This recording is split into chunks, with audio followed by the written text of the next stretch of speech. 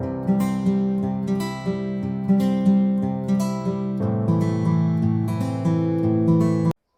now that you understand input tax credit, let's actually understand who can get this input tax credit. Now, there are primarily input tax credit is linked to value added tax. So when you buy goods, GST is never a cost.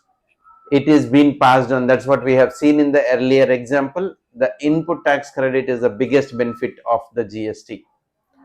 But will everyone get the input tax credit? The answer is no. Like I, as an end consumer, when I go back and buy that toothbrush, the example, the 2 rupees is a cost to me. But it is not cost to the business users, which you have seen in the earlier video. It is a value added tax and the chain passes.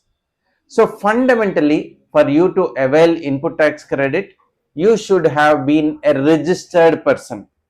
If you are a registered person, you get this benefit of input tax credit. So GST, which is charged by your supplier, is not a cost to you. The second fundamental thing which you should also know for the input tax credit benefit, you should use it in the business even today, or if you have an intention to use it later. So as long as the procurement, the purchases are for business, you get the input tax credit. So conditions to fulfill, for primary conditions to fulfill the input tax credit is you should be a registered person, and the procurement should be for the business, whether used now or intended in the future.